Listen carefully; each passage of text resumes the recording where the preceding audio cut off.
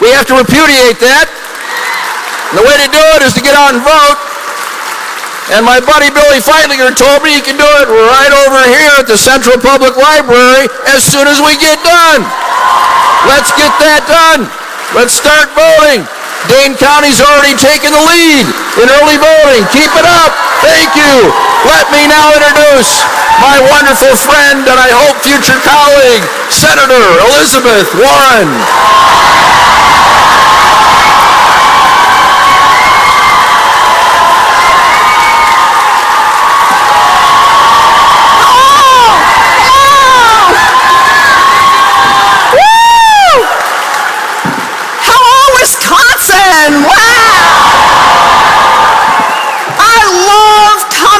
Wisconsin. There is so much for me to say. Thank you, Wisconsin. Thank you for sending Tammy Baldwin to the United States Senate. Thank you for sending Russ Feingold to the United States Senate. And thank you for being the state that will send Hillary Clinton to the White House. Yes.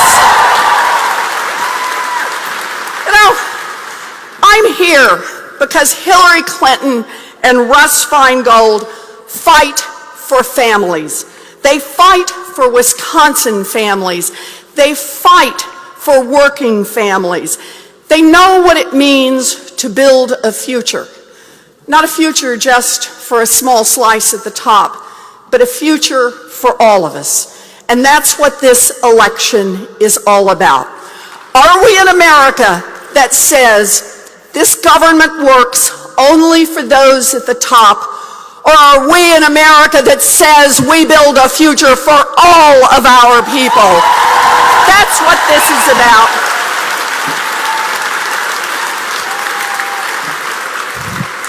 Now, Russ is right when he points out about this. This is personal. I'm not somebody who always thought, wow, I just can't wait to get into politics. Not even close. In fact, all my life, all I ever wanted is I wanted to be a teacher. Can we hear it for our teachers? Yes.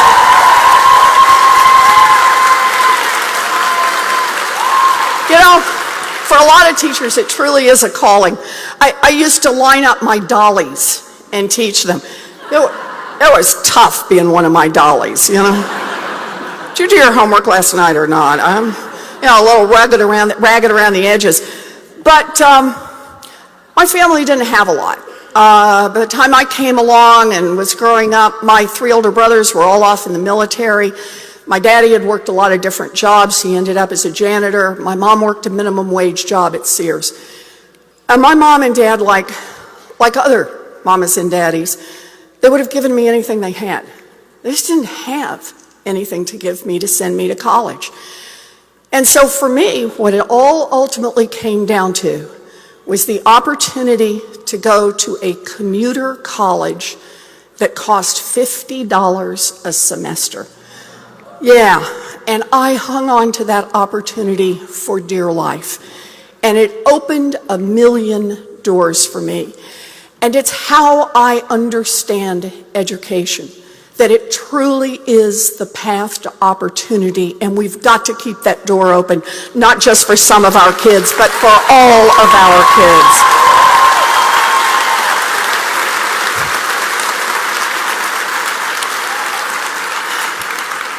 So, you know, sometimes when I talk to people and say I went to a college that cost $50 a semester, they laugh. I mean, because what else can you say? But that's what it meant to grow up in an America that was investing in our kids, an America that was growing and investing in the future. You know, we were that America once. It come out of the Great Depression. America did 2 things that were powerfully important. The first is that we regulated the banks. We said the banks are not going to roll over the economy in this country. Glass-Steagall, FDIC insurance, SEC, a cop on the beat. We said there's going to be serious bank regulation. The second thing we said we're going to do is we're going to use that opportunity to build a future for ourselves and for our kids. So we invested. We invested in education, a GI Bill, NDEA loans, state universities. We invested in education on the idea that if our kids got better educated, their opportunities would multiply. We invested in infrastructure, in roads and bridges and power and communications. Why? We didn't know what the next great business was going to be, but we were pretty darn sure they'd need electricity. And so we all invested so that America was a good place to build businesses. Right here in this country, we invested.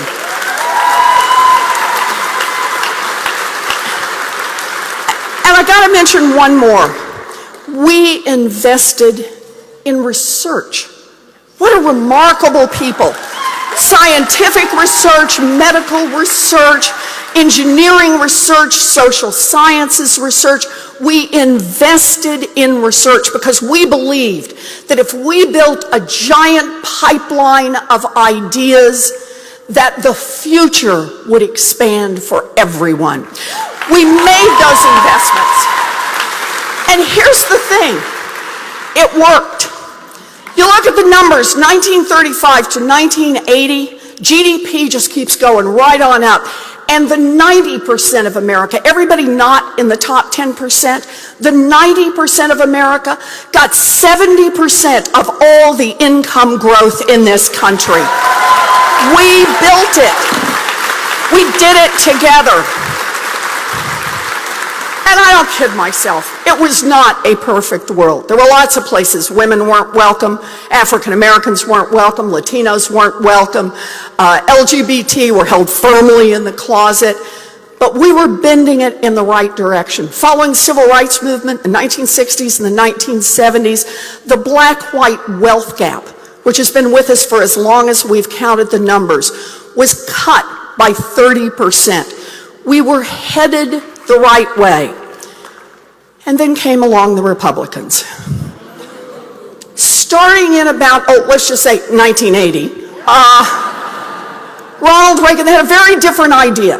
And the idea was boiled down to this: help the rich and powerful get richer and more powerful.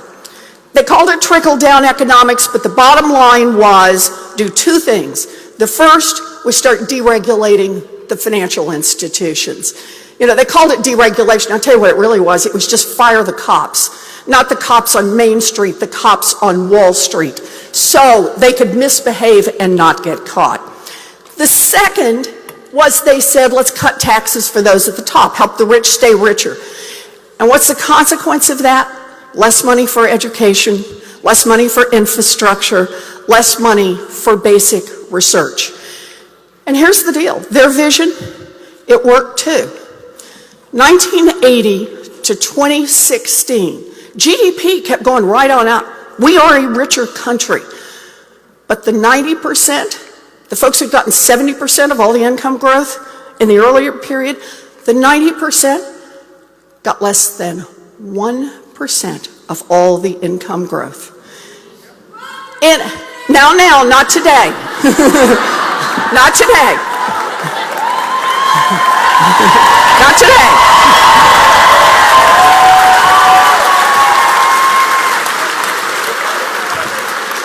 And by the way, I just want to throw in one more stat on this, because I am still a wonk at heart. Let's face it, I just am. So the 90% basically gets nothing. 100% of growth in income, 99.6% of growth in income, ends up with the top 10% from 1980 to 2016. The black-white wealth gap that had begun to shrink trebles in this time period. That's what's happening. So now we live in a world where Washington works for those at the top. It's just not working for the rest of America. The reason I want to be here today is because Russ Feingold and Hillary Clinton and I are going to fight that. We're going to fight that. That's it.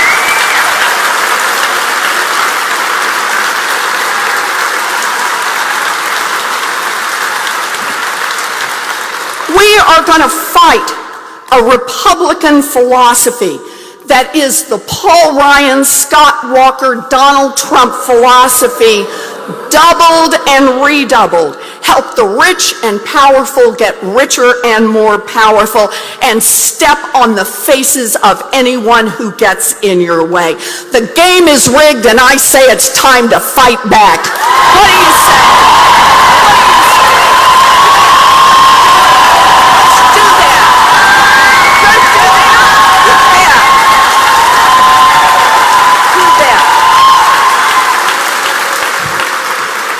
So, Ron Johnson, you know, I'm serious about this. I'm an empiricist. Let's not just do political talk. I want to look at Ron Johnson's votes. You know, he came in here 6 years ago, spent $9 million of his own money to buy this Senate seat in Wisconsin, and then he has voted over and over and over to help rich guys like himself. So when we put together a bill to refinance student loans to lower rates, Ron Johnson voted no. When we voted on a budget resolution to protect and expand Social Security, Ron Johnson voted no. When we voted to raise the minimum wage, Ron Johnson voted no. And when we voted for equal pay for equal work, Ron Johnson voted no. Now, Ron Johnson didn't always vote no. Nope. When the Republicans moved to defund Planned Parenthood and health clinics for poor women, Ron Johnson voted yes. When the Ryan budget to privatize Social Security and voucherize Medicare came up, Ron Johnson voted yes. And when Republicans moved to repeal the Affordable Care Act, Ron Johnson voted yes, and filed a ridiculous lawsuit in federal court, by the way. And just one more. When it was time to vote to fast track the TPP trade deal, Ron Johnson was a big fat yes. Look, Wisconsin needs a senator who will vote for hardworking people, and that's Russ Feingold.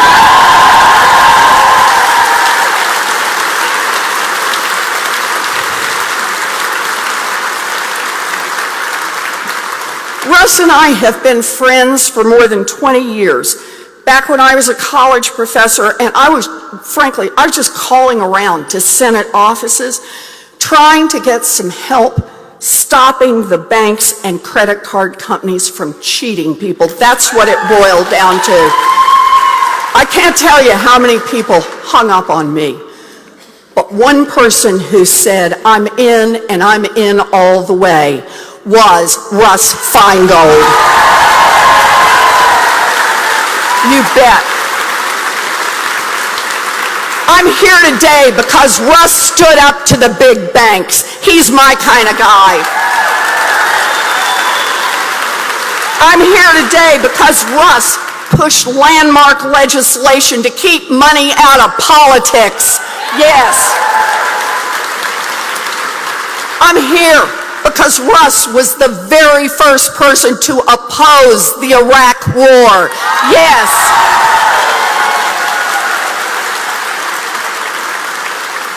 And I'm here because Russ Feingold is a champion of justice.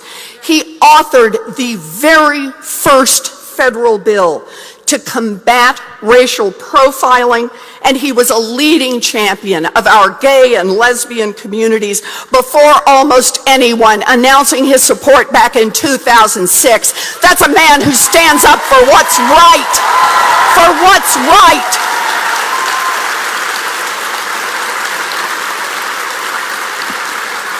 So Russ and I have done this both ways. I've been on the outside calling him in the Senate. He's been on the outside calling me in the Senate. I can't wait till we're both in the Senate working on these issues. Yep. So, this fight to level the playing field, this fight to create opportunity, is so important right now because Donald Trump is now the leader of the Republican Party. Don't kid yourself, not Mitch McConnell, not Paul Ryan, not Ted Cruz. This is Donald Trump's party, and the party now reflects Donald Trump. Tomorrow night, right here in Wisconsin, is extreme Republican hug night. 3 top Republicans will meet right here. Donald Trump, the ultimate racist bully, will stand with Speaker Paul Ryan, the ultimate Republican insider, and Ron Johnson, the ultimate Tea Party radical. No more tiptoeing around, no more polite pretending. That is party unity. And every ugly, racist, sexist, coarse, crude, hateful thing that Donald Trump has said is officially part of the DNA of the Republican Party. You believe it.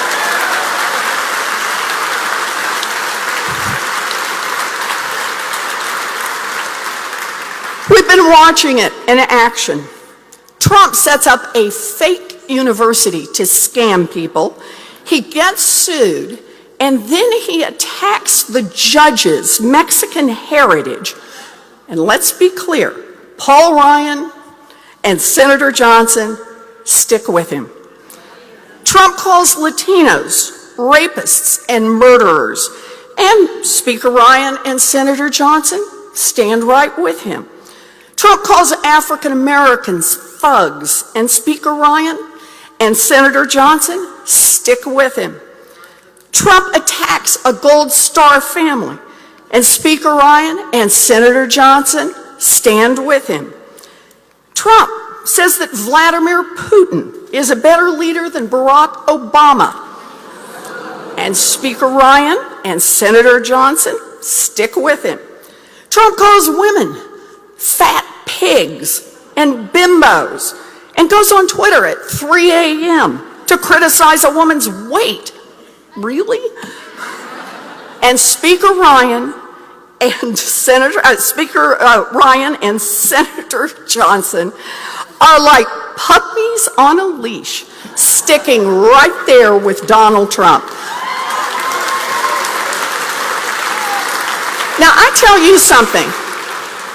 If Speaker Paul Ryan and Senator Ron Johnson don't have the backbone to stand up to Donald Trump, I guarantee they don't have the backbone to go to Washington to fight for Wisconsin families.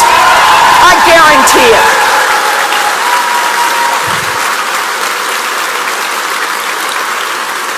And that is why I'm with Russ and I'm with Hillary. They stand for families, not with this. They do.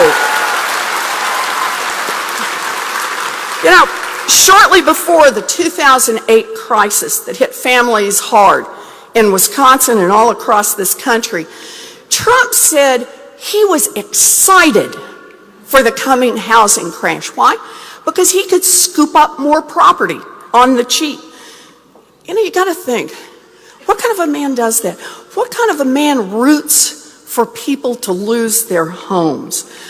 A small, insecure money grubber who cares about no one but himself. A man who will never be president of the United States. That's who.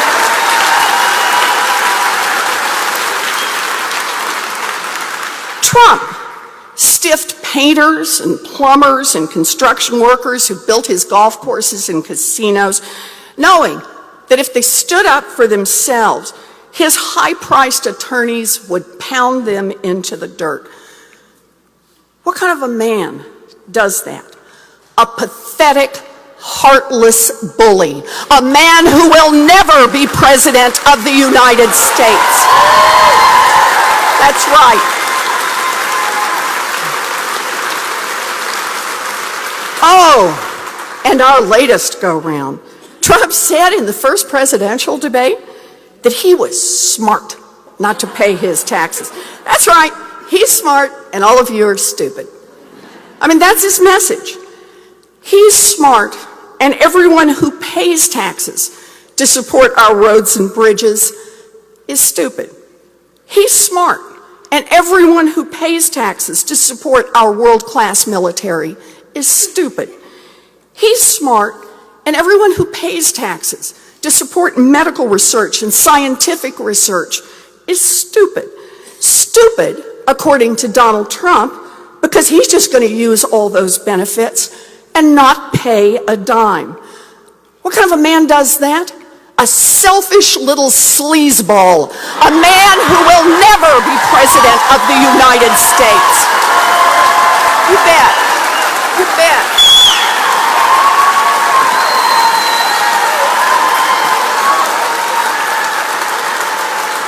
You know, we're starting to get an idea of why Donald Trump doesn't want to release his tax returns. You know, in 1995, in just 1 year, that happened to come to light. In that 1 year, Donald Trump said he lost nearly $1 billion running his casinos. You know, losing $1 billion running casinos where the house always wins? Let's face it, he is a two-bit con man who may be the worst businessman in the history of America. And that's just one more reason he'll never be president of the United States.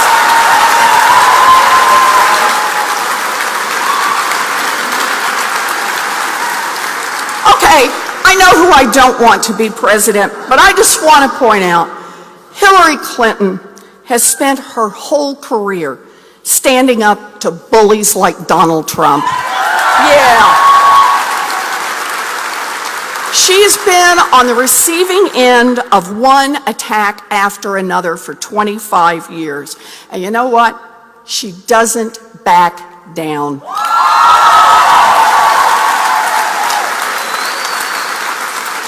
She doesn't whimper. She doesn't whine. She doesn't run to Twitter at 3 o'clock in the morning. Nope.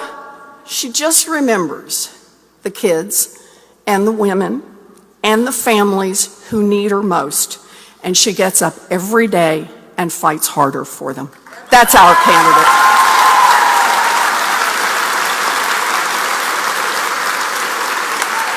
Hillary has brains, she has guts, she has thick skin and a steady hand. But most of all, she has a basic decency. And that's what America needs. I'm with her. Are you with her?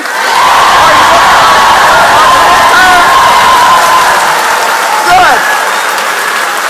All right. So we're here with Russ. We're here with Hillary. God, that feels good to say. We're here with Russ. We're here with Hillary. This is what it means to be with them. The first one is to vote. How many people in here have not yet voted? But it's a lot of hands. Okay, when you go out these doors, you turn that way, you go straight across the street, and you get yourself voted today. Today. Okay? If you don't want to do it today, stop and talk to me. I will give you a reason to do it today. Remember, I used to line my dolls up. I know how to get things done. Okay, so that's number one, vote today. But we need more than your vote. Second thing is volunteer. Volunteer. That's how we get those votes out. Please, please, please volunteer. You can go to russfeingold.com, hillaryclinton.com. They're running a coordinated campaign. Click on either one of those and you can find a way to volunteer. You can knock on doors. You can talk to people on the phone. If you don't like speaking to other human beings, you can enter data. It's okay, I'm married to one of those guys. It's fine. There are lots of things that people can do to help. You can deliver signs, you can get people to the polls. But we need to turn people out. Democracy does not survive on its own. It is up to us. Okay. The library's the place to volunteer. We got volunteers to tell you how to volunteer. Perfect. Perfect. This is democracy. So let's get out there and make this one happen. You know, we have to do this. You know, this is what frustrates me so much. If everybody voted, we win. So that's our goal, is to keep pushing. When democracy works, we win. Wisconsin is not for sale. We got to get out there and make our votes count, so please, volunteer. Okay, last thing I want to say to you. Ultimately, we've talked about good people, we've talked about bad people. We've talked about voting records. This really comes down to our values. That's what elections are about. It's about the expression of our values. It's about why we get up in the morning and what we get out there and fight for. So I want to talk for just a minute. Feingold is fighting for, what Hillary Clinton is fighting for, what I'm fighting for, and what I hope everyone in this room is fighting for. Let's start here. Ron Johnson has said that college students think that loans are free money. You bet we will.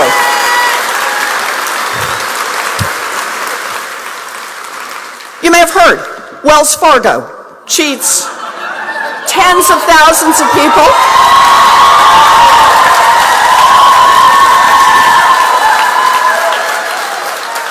But here's the deal.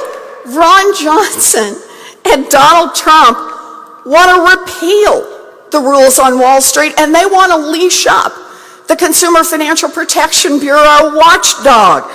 You know, we believe in more accountability for Wall Street, and when CEOs break the law, they ought to go to jail just like anyone else. What do you think? You think so? Yep. Republicans right here in Wisconsin have attacked labor unions, have tried to undercut collective bargaining. Trump is a union buster. We believe that unions built America's middle class, and unions will rebuild America's middle class. That's what we believe.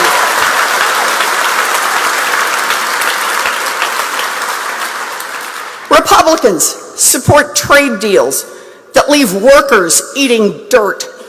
And Trump outsources his own manufacturing. Well, we believe in American workers and jobs right here in America, and that means no TPP. No TPP. That's what we will fight for. You know, Ron Johnson and Donald Trump don't just oppose raising the minimum wage. They want to repeal the federal minimum wage. They say, hey, let folks have the crumbs left over from the billionaires' tables. You know, we believe that no one should work full-time and live in poverty. And that means raising the minimum wage for all of us. Yes.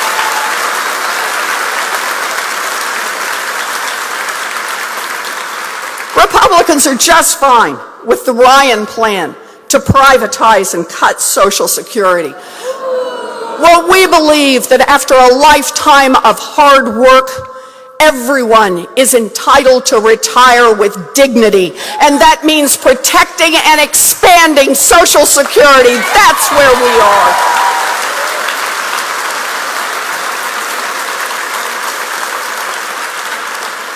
Republicans have no problem with women earning less, or with defunding Planned Parenthood. You know, this is one of those, I cannot believe I have to say this in 2016, but we believe in equal pay for equal work and a woman's right to decisions over her own body.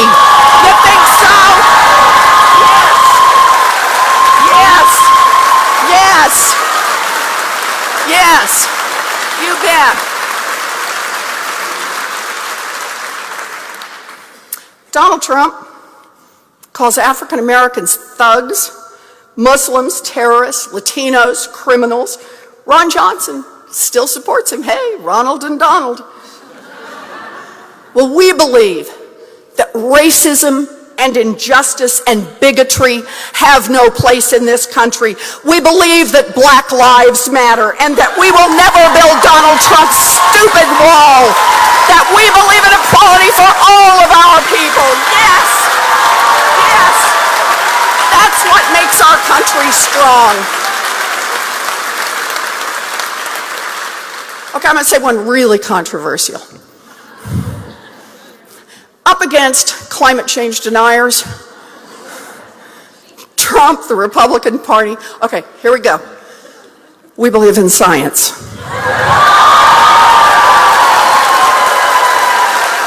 More than that, we believe in science, and we believe it is our moral obligation to leave this earth clean and livable for our children, our grandchildren, and our grandchildren's children.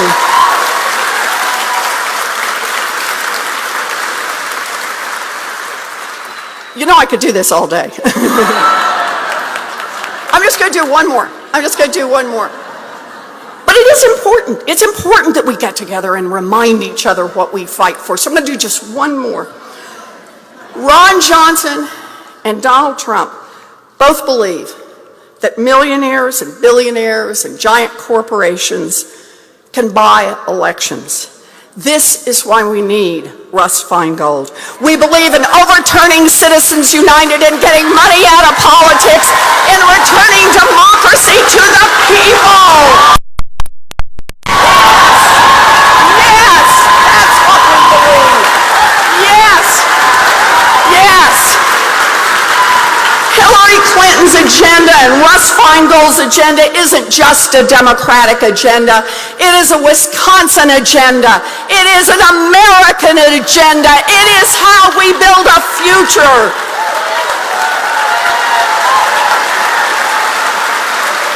Hillary and Russ are tough, smart, experienced leaders who will fight for their values, who will fight for our values. And now it is time for us to fight for Hillary and Russ. Are you ready to fight for Hillary? Are you ready to fight for Russ?